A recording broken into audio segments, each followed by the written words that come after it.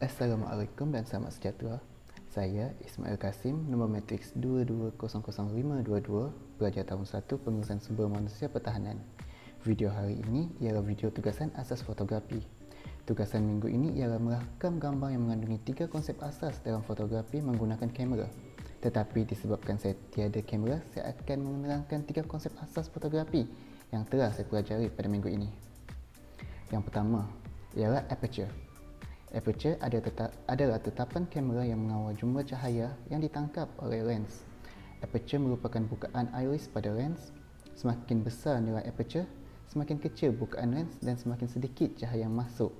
Dan sebaliknya, semakin nilai kecil aperture, semakin besar bukaan dan semakin banyak cahaya memasuki lens. Semakin besar bukaan lens akan mempengaruhi dua hal berikut. Yang pertama, foto yang dihasilkan akan semakin terang kerana jumlah cahaya yang masuk semakin banyak. Depth of field iaitu ruang tajam semakin sempit sehingga background foto yang dihasilkan adalah lebih bokeh. Untuk mendapatkan foto yang lebih bokeh, biasanya digunakan untuk pemotretan manusia, kita harus gunakan aperture yang besar. Contohnya f1.2. Untuk mendapatkan ruang tajam yang luas, biasanya untuk pemotretan landscape, kita guna bukaan kecil lensa iaitu f22. Yang kedua ialah ISO. Secara definisi, ISO adalah ukuran nilai sensitiviti sensor kamera terhadap cahaya. Semakin tinggi setting ISO, maka semakin sensitif sensor kamera terhadap cahaya. Kita boleh ambil gambar di tempat yang gelap tanpa menggelapkan gambar tersebut, dan begitulah sebaliknya. Tapi kena ingat, semakin tinggi ISO, noise juga akan semakin kelihatan. Kebanyakan nilai ISO bermula daripada 100, 200 hingga 12,800, namun bergantung kepada sesebuah kamera tersebut. Nilai tersebut memberikan gambaran kebolehan kamera untuk menerima cahaya. Jika kawasan yang ingin dirakam agak terang, maka 100 atau 200 ISO sudah memadai. Nilai ISO sememangnya berguna apabila ingin menangkap gambar pada cuaca ataupun suasana yang gelap, namun akan menghasilkan gambar yang kurang kualiti atau noise atau grain.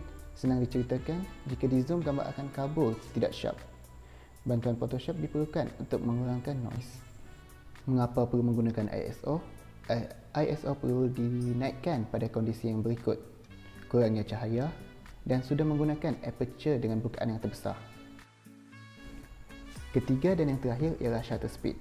Shutter speed ialah kelajuan bukaan dan penerimaan cahaya yang akan masuk ke kamera sebelum sensor kamera. Shutter speed adalah jangka masa shutter terbuka. Semakin lama shutter terbuka, semakin banyak cahaya masuk dan sebaliknya. Pengubahan nilai bergantung kepada berapa banyak cahaya yang diinginkan untuk mendapatkan gambar yang tidak begitu silau atau tidak terlalu gelap. Dikira dalam minit saat bermula daripada 30 saat sehingga 1/8000 saat. Untuk mengelakkan gambar bokeh, gunakan shutter tidak kurang daripada 1/60 saat. Kebiasaannya, shutter speed digunakan bagi mereka yang sukakan tangkapan long exposure dan sesuatu gambar yang sedang bergerak. Semakin kecil angka shutter speed, foto yang dihasilkan akan semakin tepat. Hal tersebut kerana kamera merakam dengan sangat cepat sehingga sekecil atau sebesar apapun gerakan itu akan tertangkap oleh kamera secara cepat. Konklusinya, ketiga-tiga konsep di atas berkaitan dengan cahaya.